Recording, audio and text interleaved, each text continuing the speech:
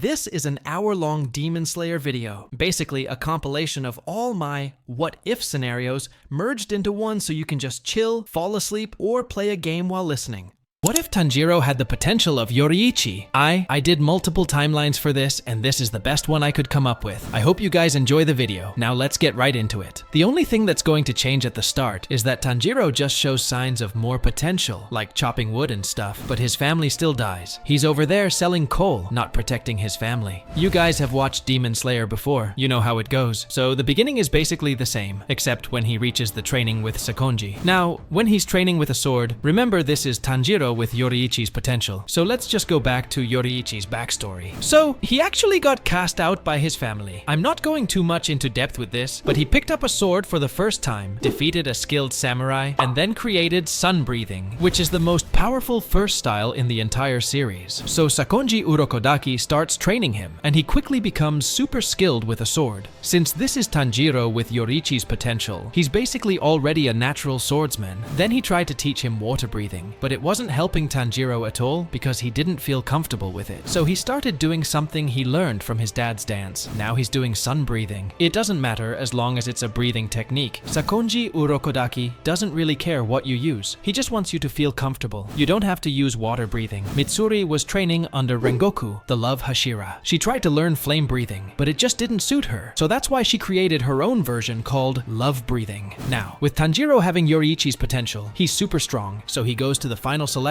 and kills all the demons. Even that weird one with 20 hands and all that stuff, he kills them all super easily because he's basically like a mini Yoriichi. Then after that, he fights most of the other demons in season 1 and meets the Tanjiro trio, Tanjiro, Inosuke, and Zenitsu. He defeats all the demons in season 1 very easily, even that drum demon who used to be a lower moon. And now, let's get to the part where Tanjiro meets all the Hashira and what goes down with Sanemi. But anyway, we get to the Mugen train arc. And now they all go on the train, fall asleep, and then wake up. Rengoku covers half the train with Zenitsu, while Inosuke and Tanjiro goes up to kill Lower Moon One. They do it super quickly because Tanjiro is basically Yoriichi. Okay, I just looked it up. Yoriichi was Hashira level when he was around 6 to 8 years old. So Tanjiro is definitely Hashira level around this point too. It said that Yoriichi was basically a bit above Hashira level, so Tanjiro is going to be a huge help against Upper Moon 3. With that, they might actually be able to beat him. Now, this is Tanjiro mixed with Yoriichi's potential, so he's still very powerful. I think we should give him the Demon Slayer mark in this fight since it's against an Upper Moon demon. And Akaza is one of the most powerful demons in the entire series. Rengoku notices how strong Tanjiro has become, and together they fight Upper Moon 3. Akaza starts getting flashbacks of Yoriichi because Tanjiro looks so much like him now, especially since Akaza has never faced someone using sun breathing. He's actually getting overwhelmed. In this timeline, I'm pretty sure they would either decapitate him or he'd die from sunlight. So Akaza is probably going to die in this scenario. Tanjiro finally cuts off Upper Moon 3's head, and now they're all sitting there calmly after the fight. But suddenly, Akaza starts charging at them, regenerating his head. Tanjiro barely dodges it and starts fighting alongside Rengoku.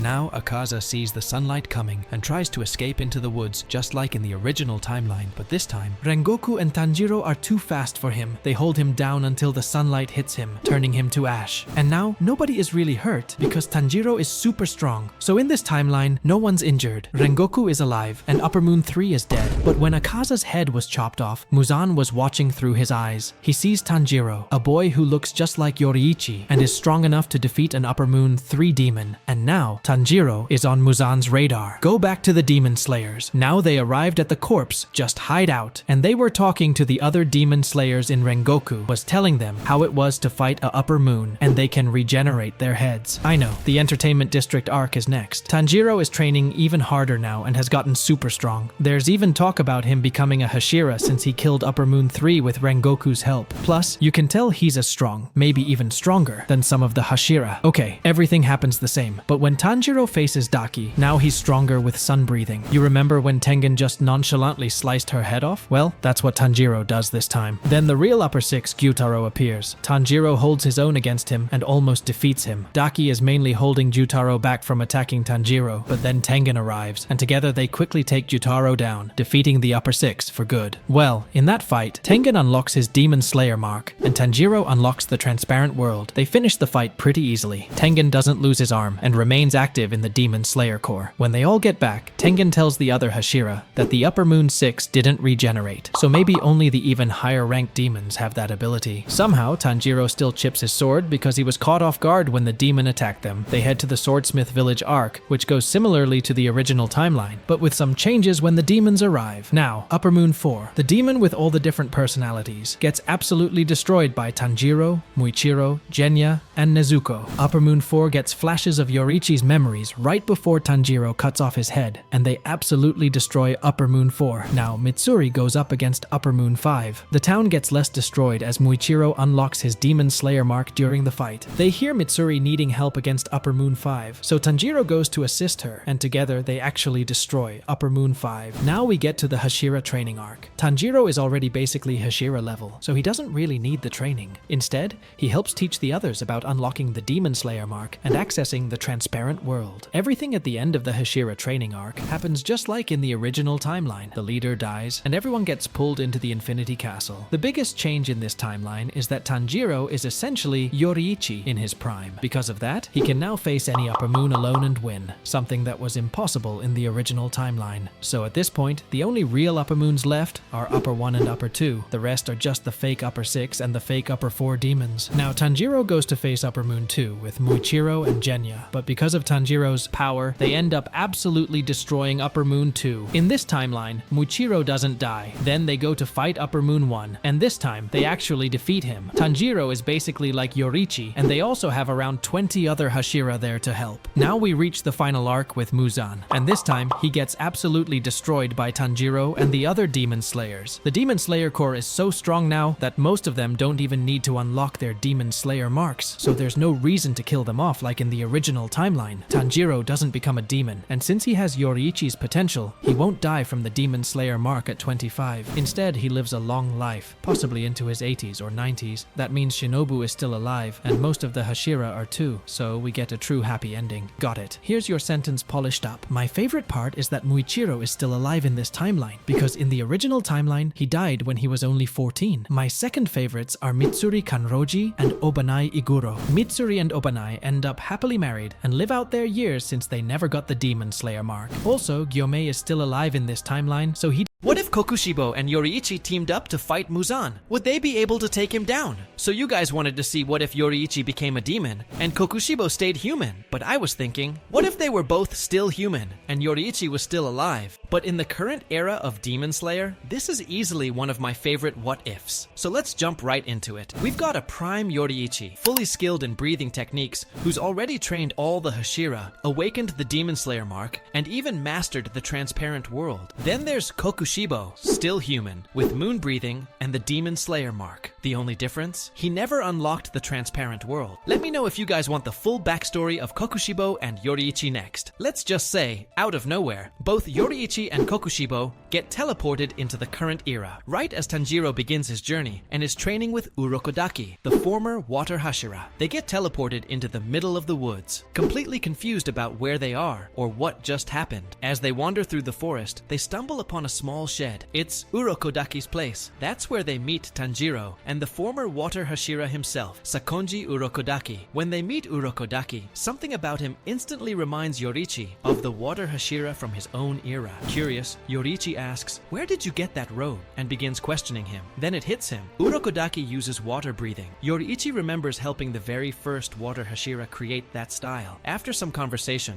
everything clicks. They've somehow traveled through time. This is the future. And worst of all, Muzan is still alive. Yoriichi also notices something familiar about Tanjiro. He looks just like an old friend from the Sengoku era. That friend was the very person Yoriichi once entrusted with the Hinokami Kagura. Realizing this, Yoriichi decides to teach Tanjiro how to truly master it. But we want Kokushibo to stay good in this timeline. So let's say Tanjiro ends up having a meaningful conversation with him. Being as empathetic as he is, Tanjiro senses the jealousy and frustration coming from Kokushibo. Just like he once sensed the hidden anger in Shinobu, they talk it out, and for the first time, Kokushibo truly lets go of that jealousy. He accepts that Yoriichi might always be stronger, and for once, he's okay with that. There's no need to become a demon. Final selection goes way differently this time. Tanjiro absolutely dominates. Thanks to his intense training with Yoriichi, he now understands sun breathing on a whole new level. He breezes through the exam with barely any struggle, even taking down the hand demon with ease. After passing, Tanjiro, Yoriichi, and Kokushibo make their way to the Demon Slayer Corps headquarters. That's where they meet the Ubuyashiki family. After meeting with the Ubuyashiki family, Yoriichi and Kokushibo are officially appointed as the two new Hashira, the sun-breathing Hashira and the moon-breathing Hashira. With their arrival, the entire Demon Slayer Corps gets a massive upgrade. All the current Hashira begin to level up under their guidance. Yoriichi, being even stronger than Gyomei, becomes the new gold standard, and Kokushibo, now fully human and on par with Gyomei, proves to be just as valuable. Together, they start training the other Hashira to fight more efficiently, pushing the Corps to a level it's never reached before. Through intense training with Yoriichi and mastering sun breathing, Tanjiro eventually learns how to enter the flawless state, a perfected form of battle focus that Yoriichi excels at. With time, Tanjiro not only taps into it, but nearly matches Yoriichi's control over it. He also begins to grasp the basics of the transparent world, giving him a huge edge in combat. Tanjiro's growth is no longer just impressive. Now things start to get really interesting. Rengoku's on the move to board the Mugen train. Yoriichi, curious about the current state of the Flame Hashira, decides to join him. He wants to understand how the legacy of flame breathing has changed over the generations. So Tanjiro, Yoriichi, and Rengoku all head out together for the Mugen train mission. Once they board the Mugen train, Tanjiro and Rengoku take charge of protecting the passengers, sweeping through the train car by car. Meanwhile, Yoriichi heads straight for the source of the threat. Before Enmu, Lower Moon 1, can even begin his dream manipulation, Yoriichi decapitates him in an instant. No struggle, no delay. With Enmu gone, the entire Lower Moon threat is erased. Thanks to Yoriichi's overwhelming power, the entire situation is handled flawlessly.